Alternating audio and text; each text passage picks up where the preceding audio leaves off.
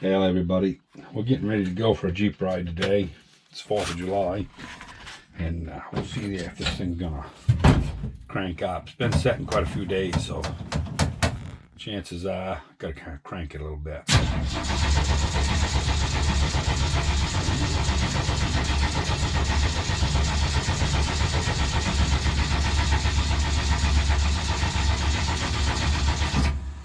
Well, it's got 40 pounds of oil in the starter. That's a good thing.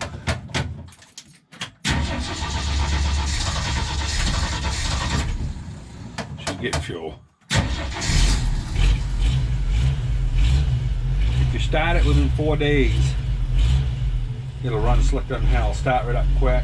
But if you let it go more than 4 days, you have to. Of course, I don't have a choke in it at all, so. Might have seen the last video when I rebuilt the carburetor. I threw all that stuff away. I didn't throw it away. I save everything. But she's gonna go good. Yeah. I rebuilt this thing and it runs 60 pounds on the relief. And when you get it hot after an hour or two, it goes down to about 55 or a little better. Runs wicked oil pressure, and I didn't put a high pressure oil pump or anything in it, you know, high volume. It's just came out as a good rebuild, and the crank's still standard. I never ground the crank in it. I bored the block, but I didn't grind the crank. Oh, don't she purr like a kitten. Anyway, gonna be a fun ride. We're gonna maybe stop at the Hike to Land. We're going to Rangley today. Got a lot of pretty places along the way, so might take a little video. Hope you enjoy. So this right here is the town of Waterford. And down in this village area, all the houses, except for the library, which is natural stone, are white. And they actually, I believe, have an ordinance. And it's a beautiful little town. Everything's got to be kept ship-shape, looking good. And also the biggest, I got to think, sycamore tree in the state of Maine is here in this town. We're not going by it, or I'd show it to you. But I can tell you, we just turned up Route 35, and right out behind this building here on the other road is where that other sycamore is. And it's pretty good size. Not many sycamores in Maine, so it don't have to be too big to be the biggest. So, anyway, that was just a cute little town we've gone through. Like I said earlier, we're headed to Rangley, so I'll bring you back if we find some more neat stuff to see. Since there's no traffic behind us, just wanted to show you, this here is Crooked River. We're going to be crossing it a dozen times. And this is a 58-mile river. It's not very big. Over there, kind of a pretty little thing, though. And I don't know if you can see that good. Hopefully you can. It's a beautiful river. It's the longest tributary, I believe, to Sebago Lake at 58 miles. And it starts up here in Bethel. Well, I say it's Bethel. It could be in Albany. I don't know which town it's in. We're in Albany now. But the name of the pond is Songo Pond, I believe. And that's where it starts.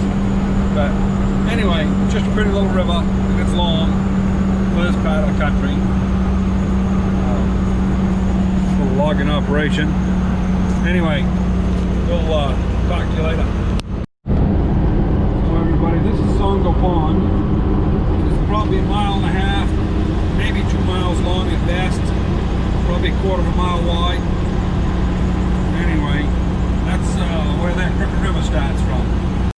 Well, everybody, we're probably a third of the way to where we're going.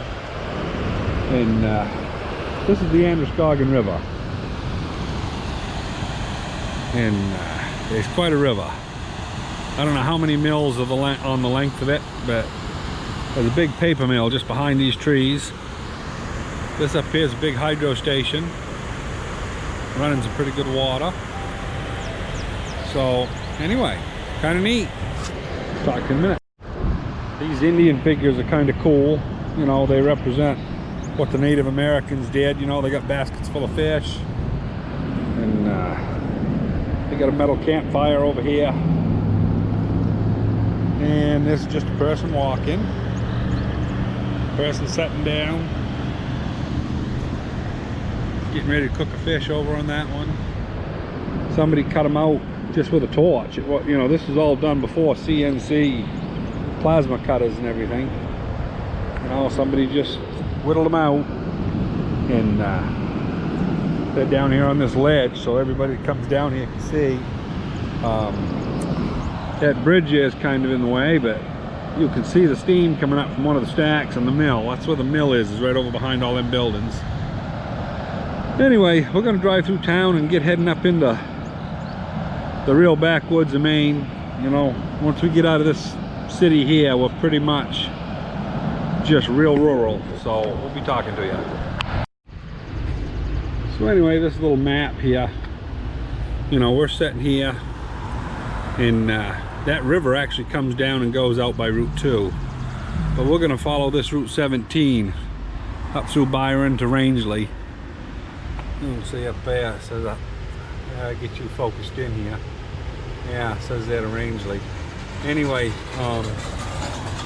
we've just come up through here on this Route 2, and so this is a little scenic tourist place there, just to stop. But the reason I walked over here is this has been here ever since I was a kid. This is Paul Bunyan and his Blue Ox Babe, and they're just part of the landscape here. And here's a Paul Bunyan sized chair that people, I would say, climb into to take a picture.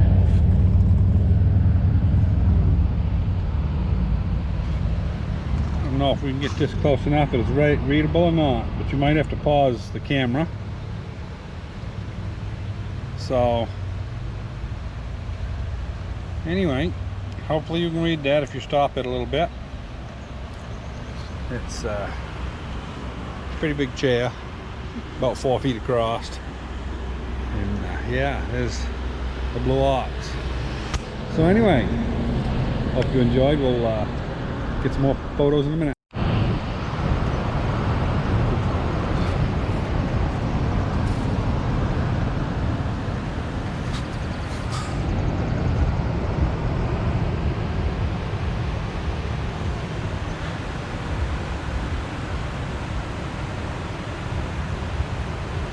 This is the highest falls east of Niagara, with a total vertical drop of 176 feet. So the system of dams and canals were built in the 1890s to generate electricity. Today, 40,000 kilowatts of electricity per hour is produced at both the upper and lower dams. Through the falls, it's as though the falls may sometimes be dry. Yeah, pretty good flow right now. We had about almost 5 inches of rain the other day. So, yeah. Anyway, hope you can read that. Kind of interesting. Well, we're headed up into the town of Byron. We're actually in Roxbury now. Just entering it. And I was going to show you some windmills. I lost my field. Right now we're just driving up. It's a 2-lane road, pretty nice one. If I can get so I can see them windmills again, I'll turn you back on. I don't know if you can see that river out there. It goes out through the woods right there, behind this house. That's the Swift River. And one of the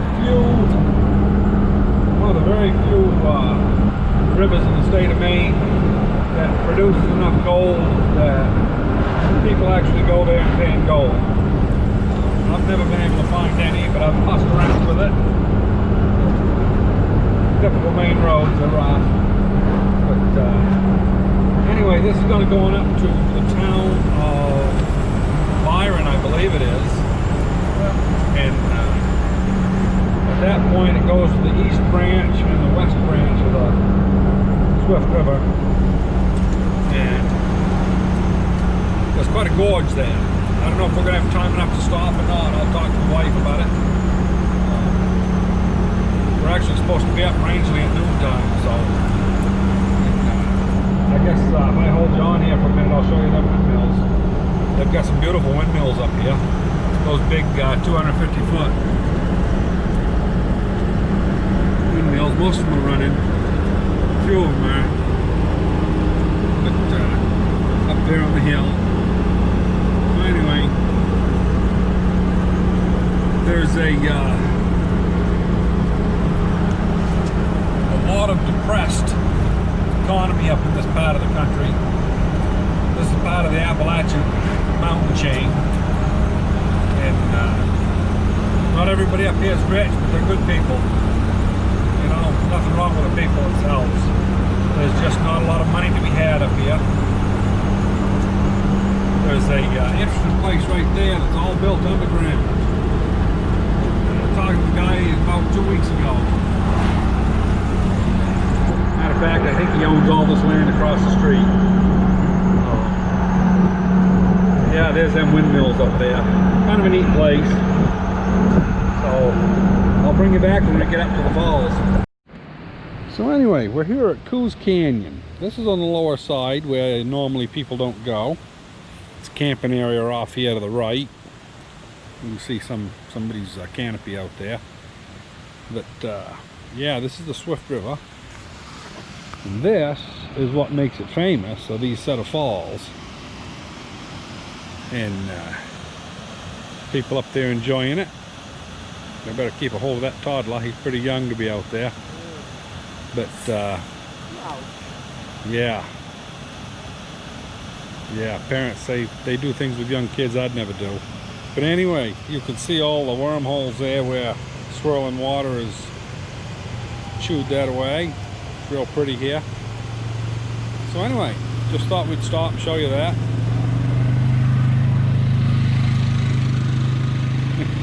The old bridge ain't much.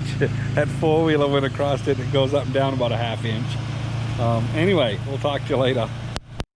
Down in the Sebago area, most of our granite is, you know, a real consistent type of rock.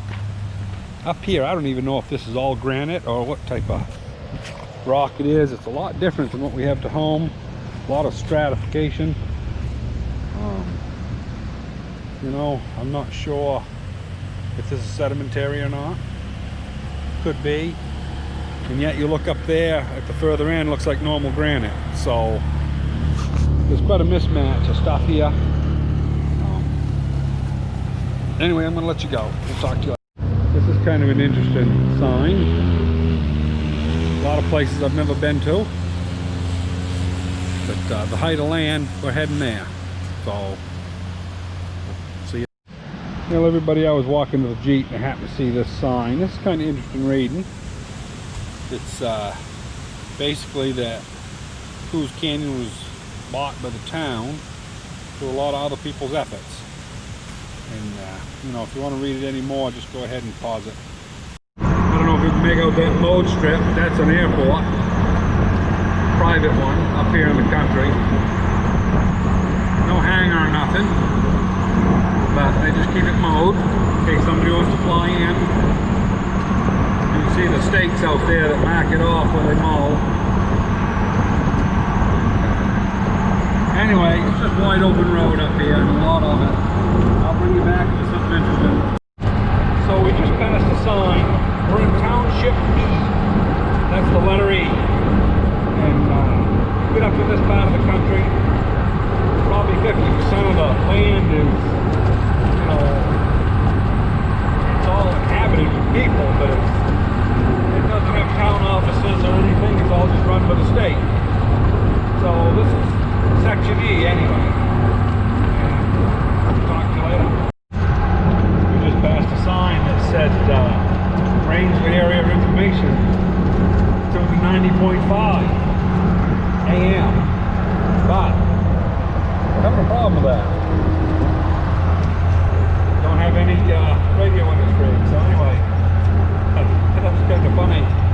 gone from, we're in Township D now, like Delta. We're going to be coming into some real towns in a little bit. Those are unorganized townships, is what I was trying to think of earlier, and I couldn't think of it. And you can still live in them, but any of your taxes and stuff, you have to go through the state. A little different system, but probably the same out in BLM land out west. They'll probably change that abbreviation here after a while. You know, two things can't have the same abbreviation. Anyway, we'll talk to you later. So we're up here on the height of land of one of them, and I've turned around, and if it's still here, there's a nice moose down here beside the road. Don't know if it's still here or not. It was. Oh yeah, it's right down here. So we'll put our signal on. It's not a good place to stop, but you don't very often see moose in the day. It's not a very. It's a baby one. Aww. Not very big. How beautiful. But yeah. So some of the wildlife up here, eating grasses. So I'll go along, leave her alone. But yeah, it was worth turning around, coming back, to see if you folks can see it. Hope you enjoyed. This is one of the turnouts. We're not at the height of the land yet, but a lot of lakes up here in this area. And anyway, we're going to come in some woods here, and we'll be at the height of the land here in about 5-10 minutes. So this is going down the last hill. I mean, we're in the town of Rangley rather, but this is kind of coming down into the main village. And it's not much of a village. We got to take a left up here, go up by the airport. They do have a gas station up here. And so anyway, this is the big town of Rangley.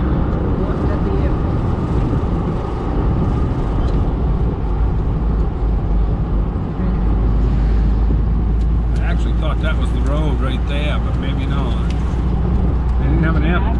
I didn't see the airport sign, but I don't know. We'll shut the camera off here and we'll figure it out. Well, everybody, we made it to our destination. I'm just going to say we're north of Rangley, in one of the small lakes that dots the countryside up here. This cabin on the front side was made in 1887 out of probably local spruce. And we're going to walk you down the lake here. Be down in a minute. So this right here is the very old log cabin. It's got an addition on it. But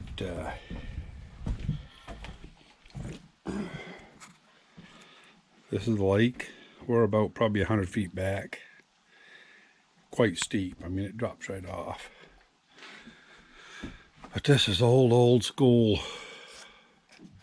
building, hacked out back in the 1870s. And pretty interesting, really, the way they built it. You can see it's just done with axes. Anyway, yeah, we'll walk down the lake.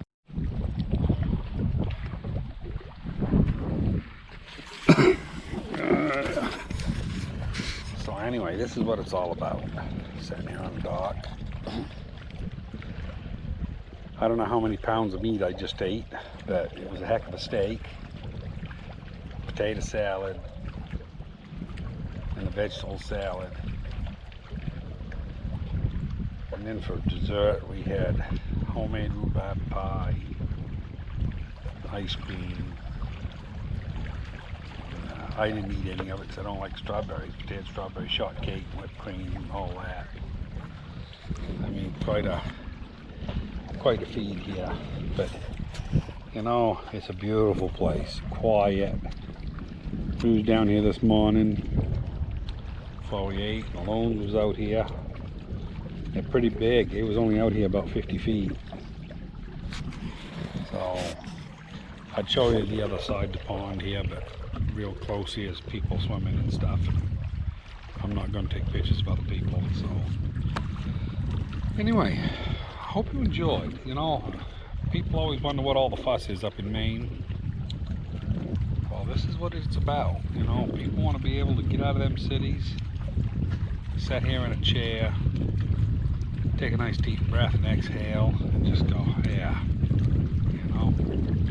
So anyway, hope you enjoy. I'm not going to do any more video on the way home because we want to make sure we get home before all the, you know, people that shouldn't be driving are out driving. So we're going to head out here for long, get headed home. We'll probably scoot right along. It's 77 miles as the crow flies. Because I know it only takes a half hour to fly up to this airport. And the airport's only a few miles away. And yeah, it takes us like a good strong 3 hours to drive here. So anyway, if you enjoyed this, glad you did. And hit the like button if you do. Don't hesitate to subscribe so you'll know if I put up another one. Talk to you later.